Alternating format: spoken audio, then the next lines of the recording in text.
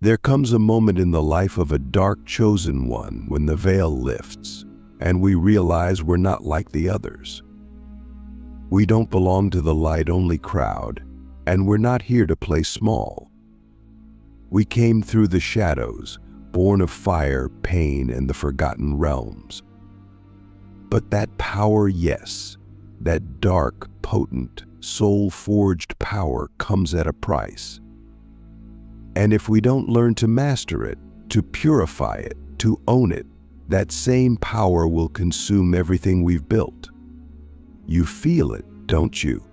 That hum in your bones. That pressure in your chest. That storm gathering just behind your eyes. That's not anxiety. That's your soul warning you. There are 5 demonic habits that, if left unchecked, will sabotage your destiny. And if you don't face them now, you won't just lose your peace, you'll lose everything. The first habit is spiritual arrogance. It's subtle, seductive, and deadly. When the dark power rises in us, we often mistake depth for superiority. We start to believe we see more than others because we've suffered more. We look down on those still asleep in the matrix. We scoff at mainstream spirituality. But here's the trap. When we elevate ourselves above others because of our pain, we become the very thing we swore to destroy, a slave to ego in sacred clothing. True power doesn't need to prove itself. It walks quietly, speaks when necessary, and listens more than it speaks. We must constantly ask ourselves, is this insight coming from truth or from a need to feel important? Because if our power becomes a performance, it will turn on us. The universe will humble the arrogant, not out of cruelty, but mercy. Are you willing to be humbled before you're broken? The second demonic habit is emotional addiction to chaos. This one is hard to see because it often disguises itself as passion, intensity, or even purpose. But many of us who are dark chosen grew up in chaos, emotional, energetic, or literal. So when peace finally finds us, we sabotage it. We start fights. We create drama. We unconsciously seek out pain because pain feels familiar. It feels like home. But here's the paradox. If we don't learn to receive peace, we'll never be able to hold the life our soul is building. We'll burn down the very things we prayed for. Chaos is a powerful teacher, but it's not a home. You must learn to live without the constant high of conflict. You must learn to breathe in calm, to let ease feel safe. Can you imagine a life where you don't have to be in pain to feel alive? The third habit is spiritual bypass disguised as depth. This is when we use mystical language, esoteric knowledge, or shadow work to avoid actually feeling our humanity. We talk about archetypes, demons, and timelines, but we haven't cried about our Father. We channel spirits but haven't apologized to the person we hurt last week. We escape into the ether because the body feels too raw, too real, too now. But the path of the dark chosen is not about escaping the world, it's about embodying truth in the world. You're not here to float above suffering. You're here to transmute it through your presence. So if you're constantly in the upper chakras, constantly in other dimensions, ask yourself, what pain am I avoiding in this one? What part of your story still needs your tears, not your theories? And then we come to the fourth habit, energetic vampirism disguised as connection. This one takes courage to admit. Many of us, especially those who've been abandoned, betrayed, or neglected, unconsciously feed off the energy of others. not in an evil way, but in a wounded way. We seek validation through oversharing. We trauma bond. We latch onto people with depth because we're afraid to be alone.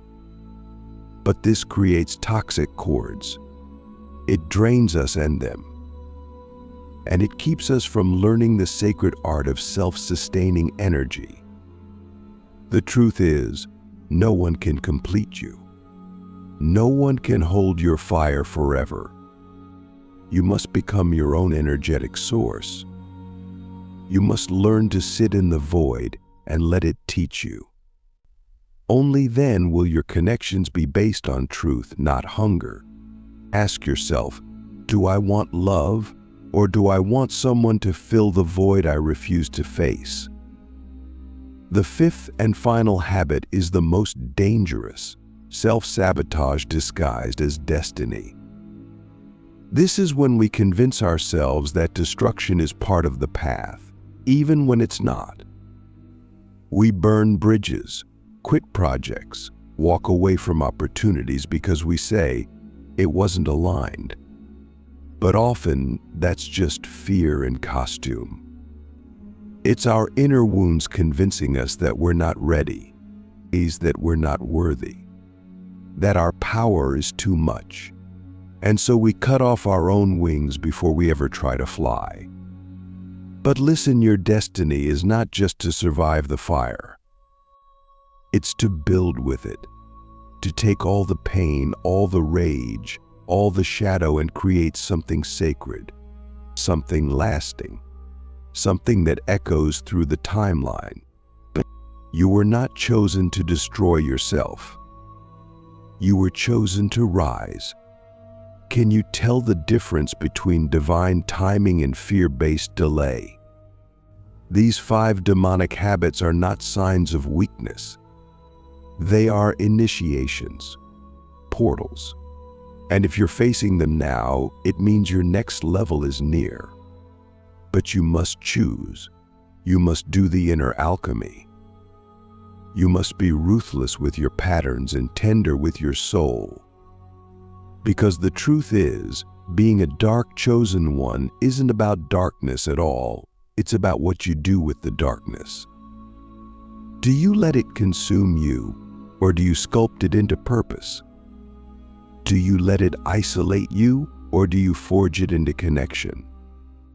Do you let it ruin you, or do you let it remake you? And here's the deepest truth: your darkness is not the threat. Your unconsciousness is. When you make these habits conscious, they lose their grip.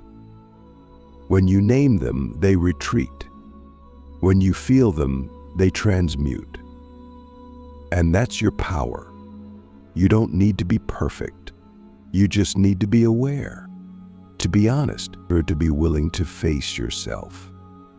Because the world doesn't need another masked soul pretending to be light. It needs a warrior of truth, forged in shadow, rising in fire. So I ask you, from the depths of your soul, which of these habits is still gripping your energy? And what would happen if you let it go, not tomorrow, not next month, but now? What would your life look like if you stopped dancing with your demons and started leading them?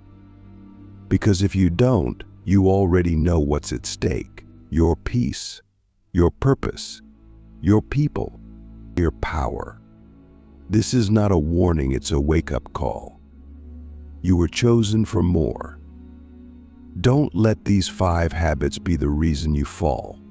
Shadow discipline, the hidden techniques to master your demons before they master you. Now that we've exposed the 5 demonic habits that threaten to dismantle the soul of every dark chosen one, we must not only recognize them, we must discipline them. Because awareness is only the first gate. Beyond that gate lies the work, the sacred, unglamorous soul rebuilding work. And this is where most people fail. They think that once they've seen the shadow, it will dissolve on its own. But darkness doesn't leave because it's seen, it leaves because it's transformed. And transformation takes discipline.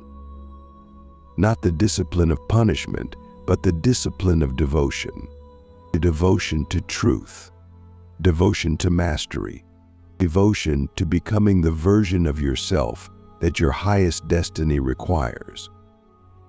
Because if you don't master your demons, they will wear your face and speak in your voice, and you'll mistake them for intuition. This is the fire of self-initiation. Let's begin with the first, how to dismantle spiritual arrogance from within. The cure for spiritual ego isn't humility as in weakness, it's reverence. Reverence for the divine mystery that lives in everyone, not just in us. We must learn to bow not to people, but to presence. We must remember that wisdom doesn't make us better than others, it makes us more responsible. If you look down on those less awakened, then your awakening is still shallow. To break this habit, we must practice radical listening. Go 24 hours without offering advice. Just witness. Just receive. Just be with people, without trying to change or fix or impress. This teaches your soul to honor the divine in all beings, not just in the mirror.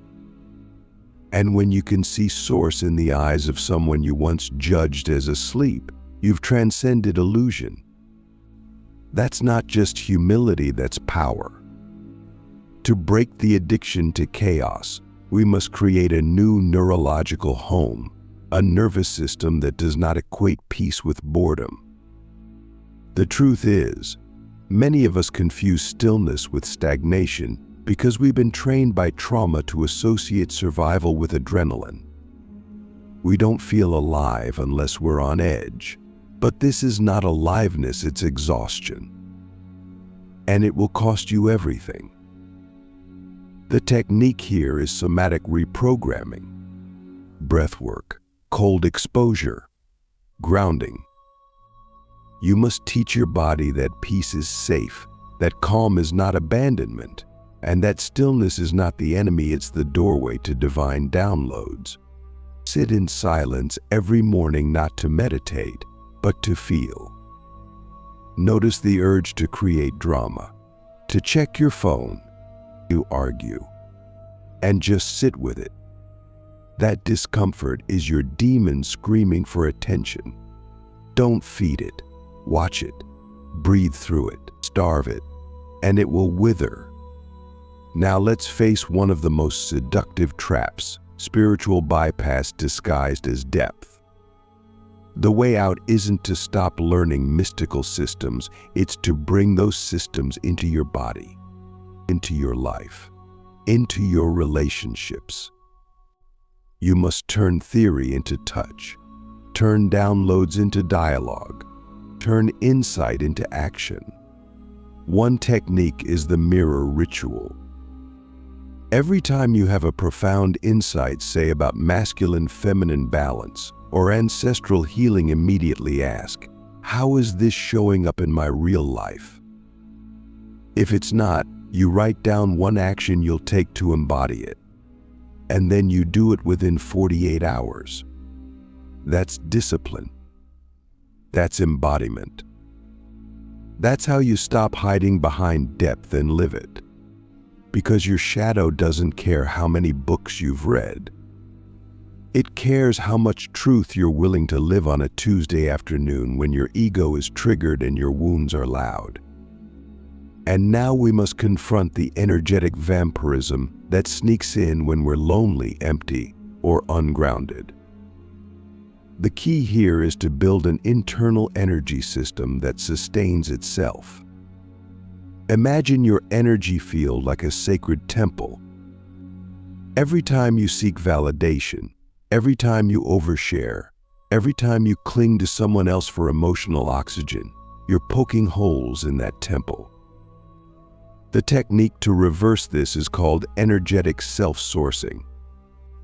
Begin each day with a 5-minute practice where you pull your energy back.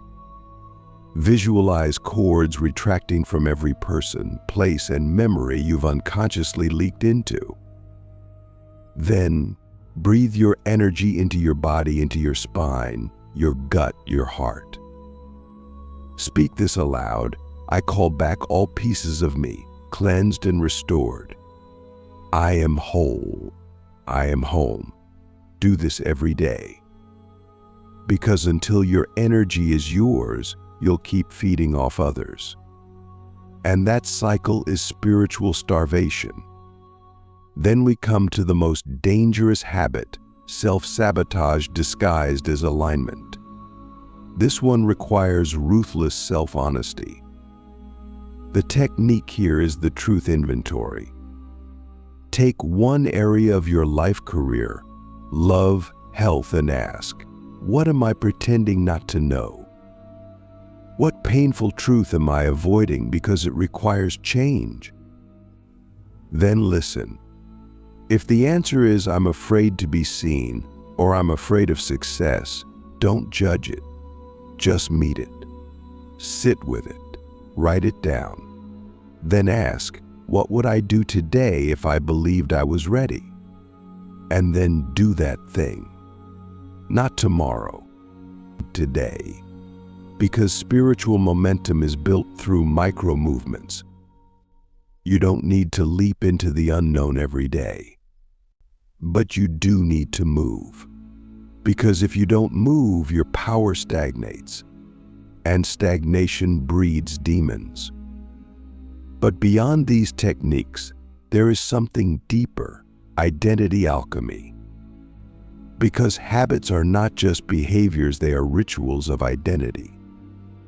Every time you act from a demonic habit, you are reaffirming an identity that is not your highest self.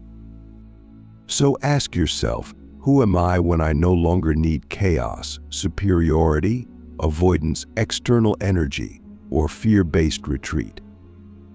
Who is that version of me, and what would they do differently today?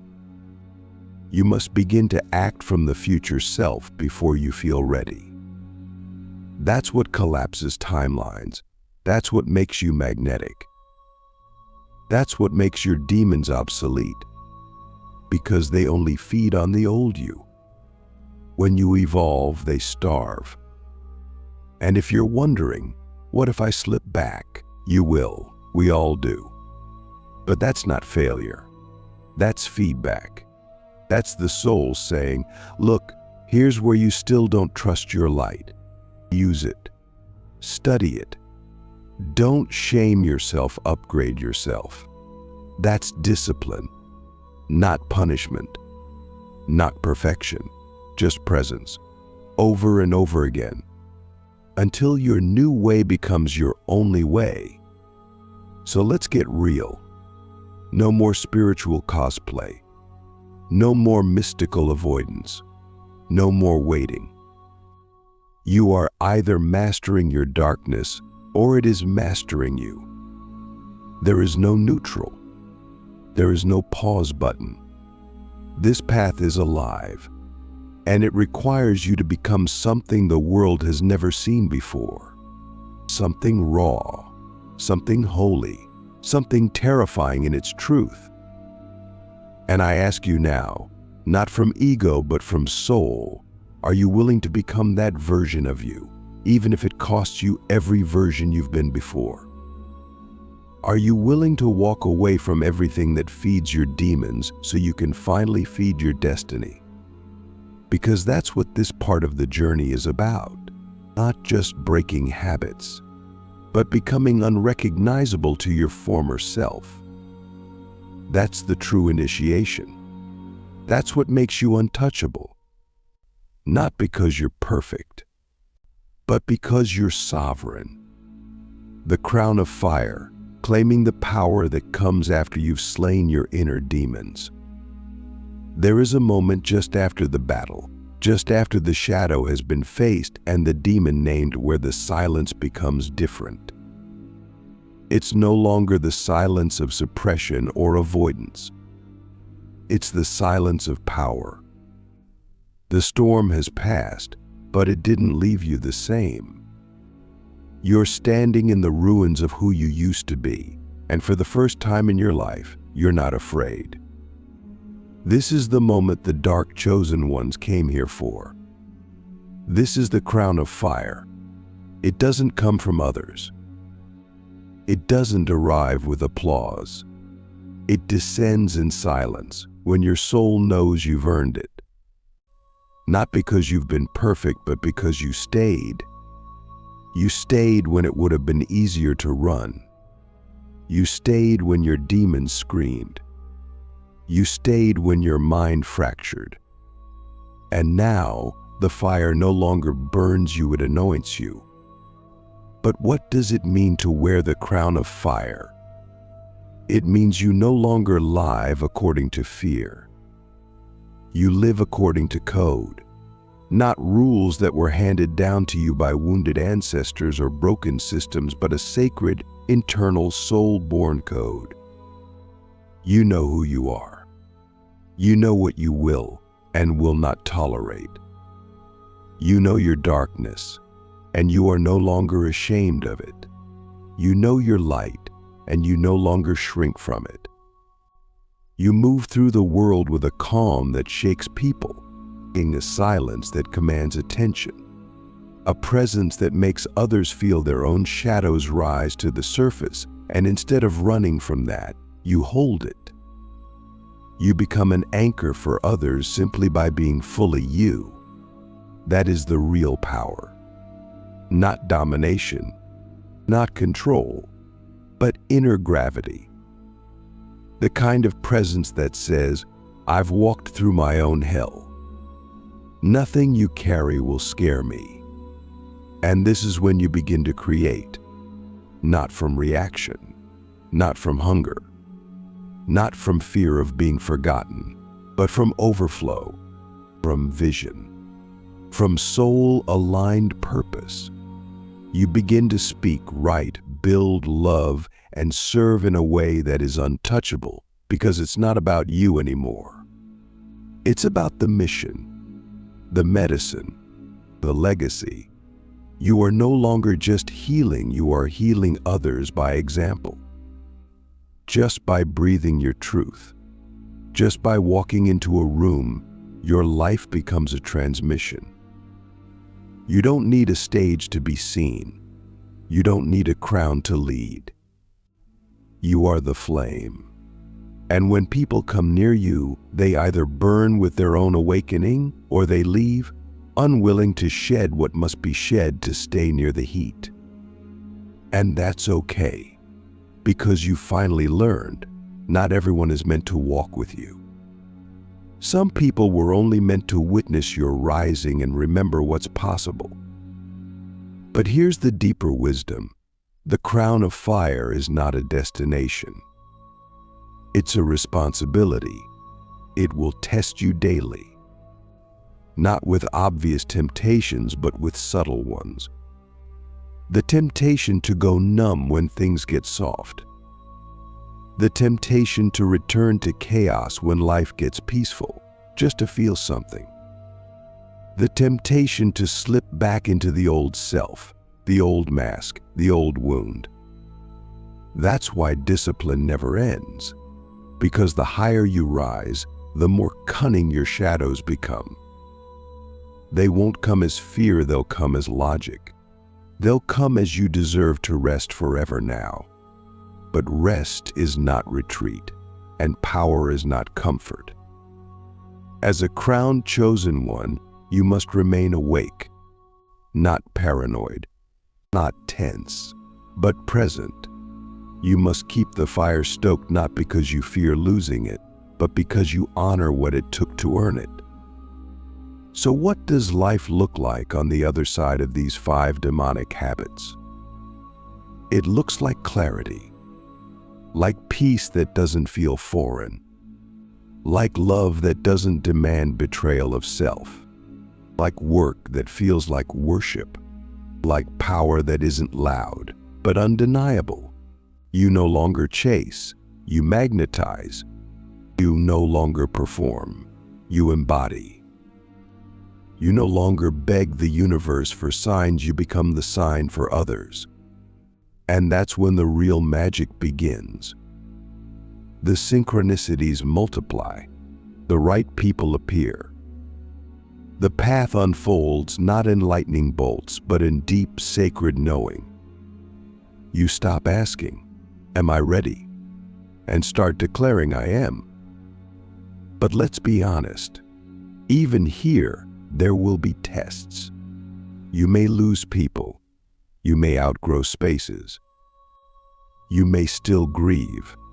But now, grief doesn't drown you, it refines you. Pain doesn't confuse you, it sharpens you. Fear doesn't paralyze you, it points to your next expansion. That's the crown. It doesn't protect you from the fire. It makes you the fire. And from that place, you don't just survive the darkness, you build temples within it. You don't just reclaim your soul, you remind others how to find theirs. And I want to ask you something most people will never dare to ask. Now that you've slain your inner demons, what will you do with your freedom? Because freedom is dangerous if you don't fill it with purpose. If you don't choose sacred structure, the old chaos will return disguised as spontaneity. If you don't root your fire in service, the ego will claim it. So choose. Choose what kind of force you want to be in this world. Choose what kind of legacy you want to leave. Choose what kind of love you want to give. Because the world is starving, and you are overflowing. Let me tell you something you may have forgotten. Your soul signed up for this.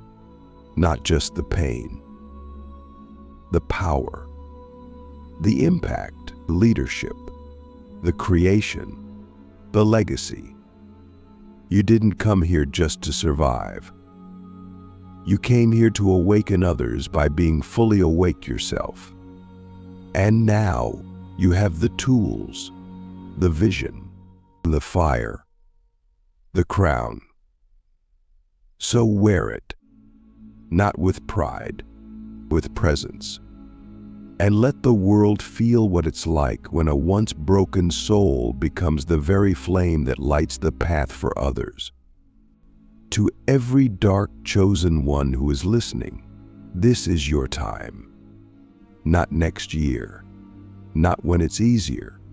Now, you've broken the habits, you've built the discipline, you've earned the crown.